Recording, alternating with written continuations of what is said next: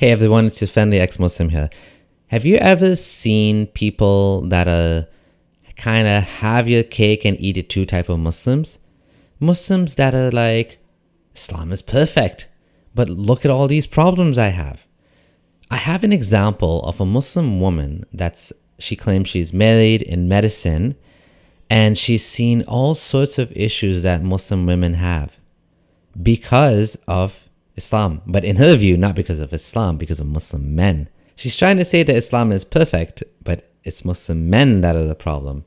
Let's take a look. Let's see what she has to say, and I'll tell you what I think about it. Let's get into it.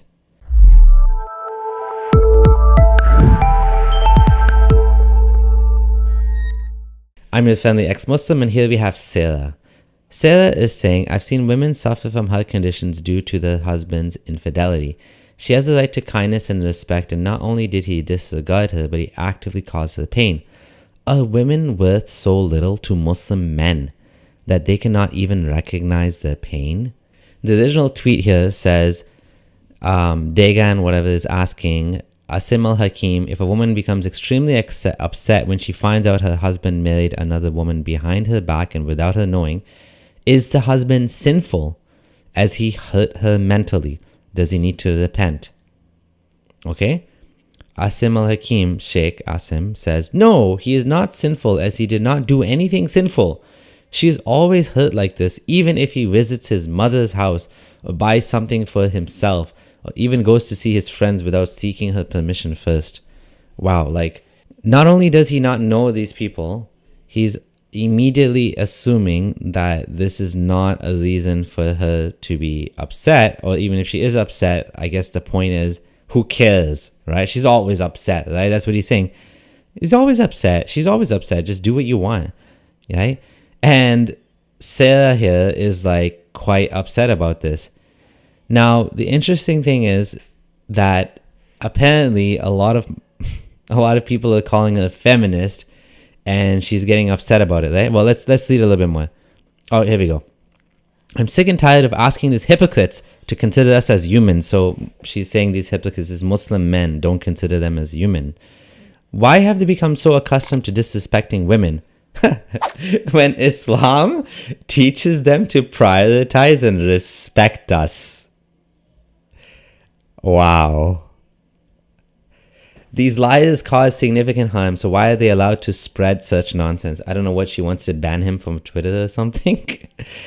She wants to deplatform Sheikh Asim al-Hakim. I don't want to hear about feminism when mainstream teachings are encouraging men to disrespect, dishonor, and inflict harm onto us. Women are human, and if you hurt them, they will break. And after you break her, you don't get to blame her for your sin. This is just wild. This is so wild. Like, she directly contradicted herself. She says, why have they become so accustomed to disrespecting women when Islam teaches them to prioritize and respect us? And then she's saying mainstream teachings are encouraging men to disrespect, dishonor, and inflict harm onto us. What is going on here with this Muslim woman? What is going on with Muslim women that want to keep saying Islam is perfect? How do you help women like this that clearly she seems to understand the mainstream teachings of Islam encourage men to disrespect, dishonor, and inflict harm on women? What does she mean by that?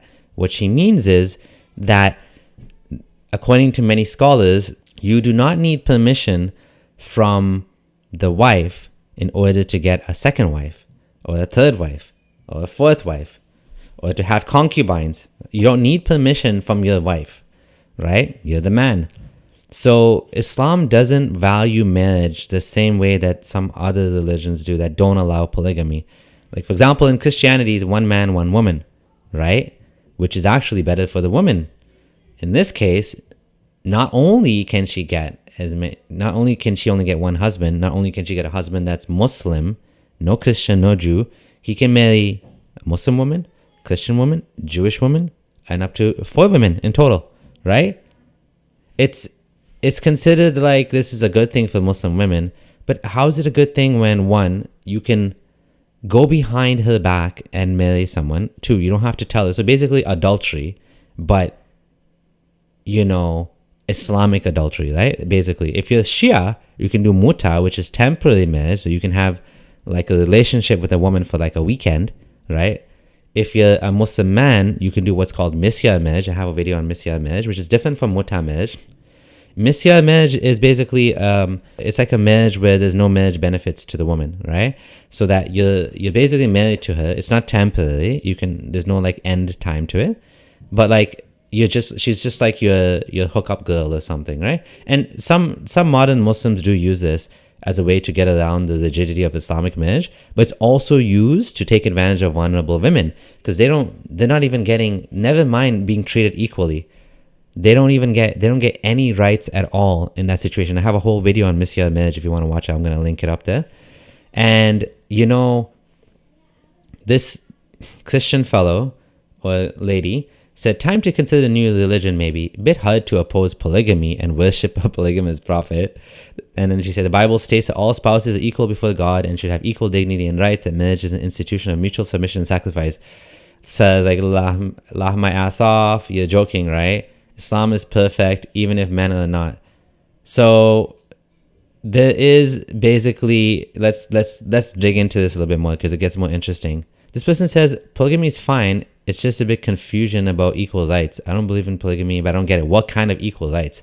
Obviously, if he's going for a second wife, she'll be younger, whatever, good in bed, over enthusiastic. How can you compare? Now, she's giving the standard party line. He has to provide full support, protection, and finances to both women equally.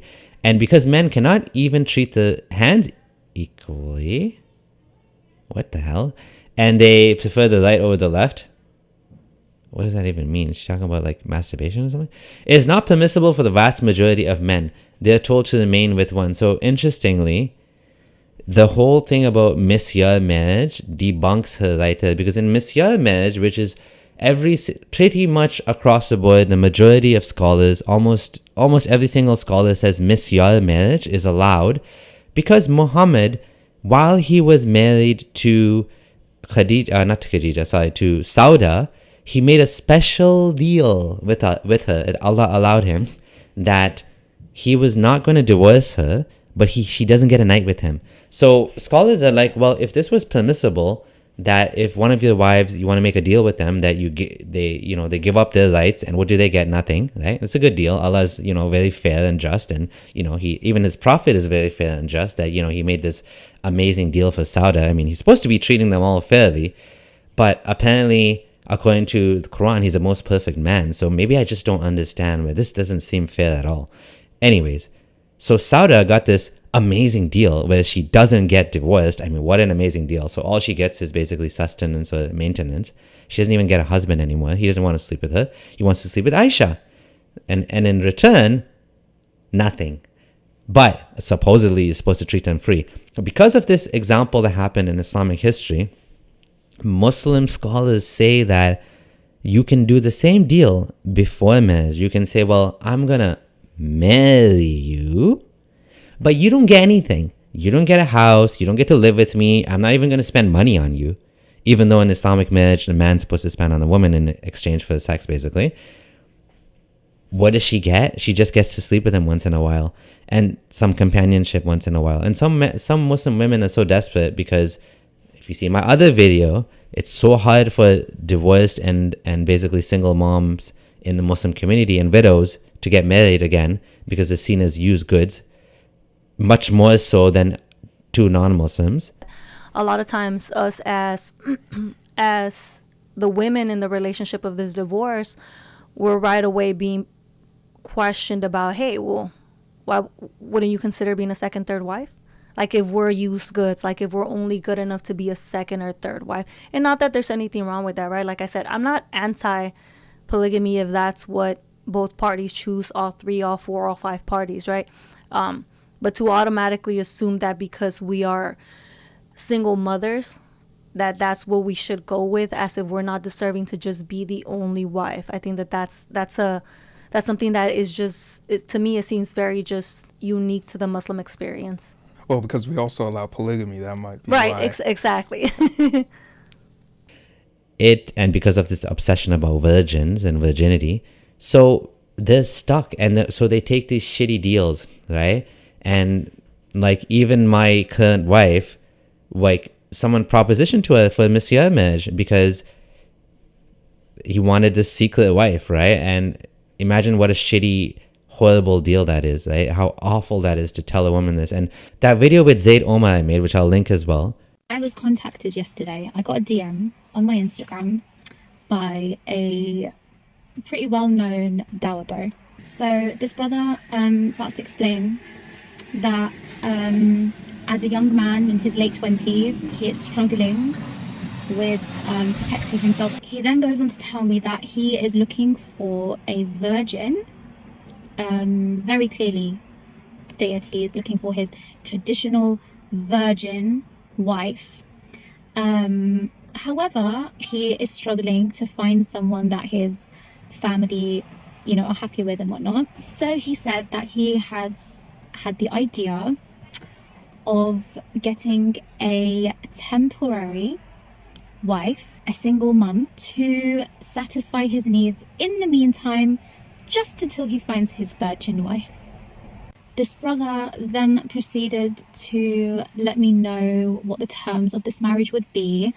This would not be a traditional marriage. It would be a secret marriage. His family will not know. Nobody will know about her. It's exactly what he offered this single Muslim woman. He's like, well, I'm not going to tell anyone about you. It's going to be a secret. We're not going to have a walima. Like, we're not going to celebrate it.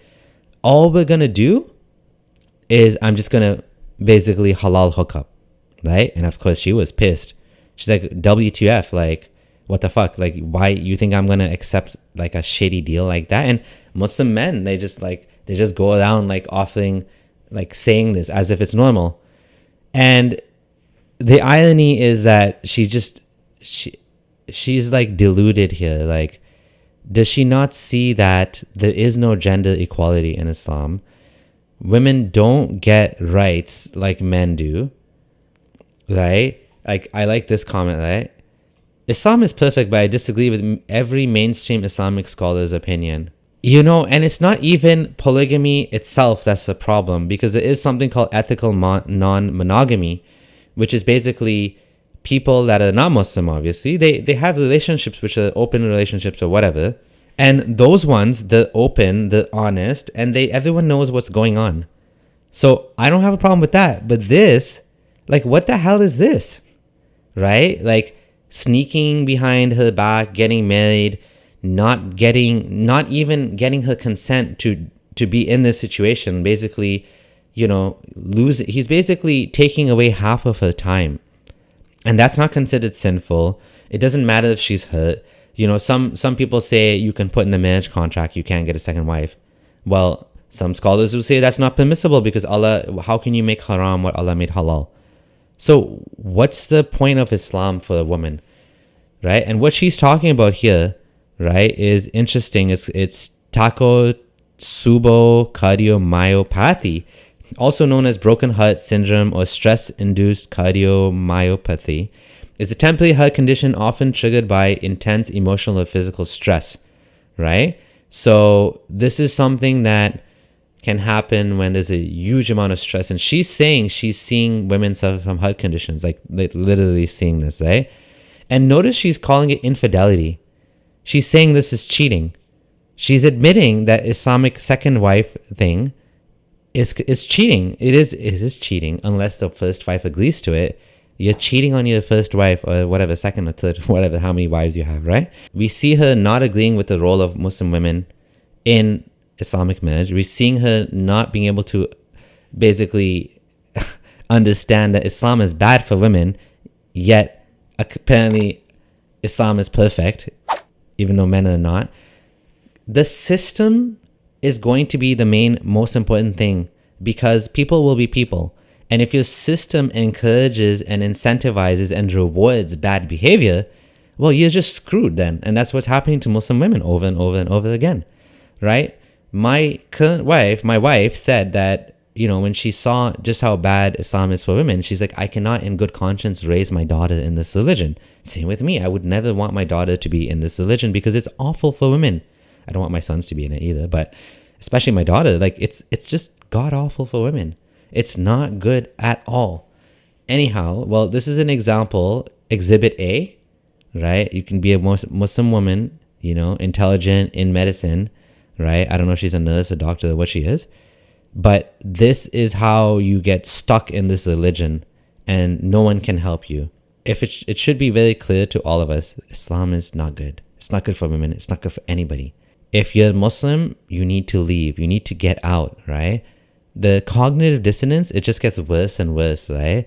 And we see more and more Muslim women that are like actually vocally upset, and they now have the ability to go on social media to speak in front of others. Before, you know, they were hidden.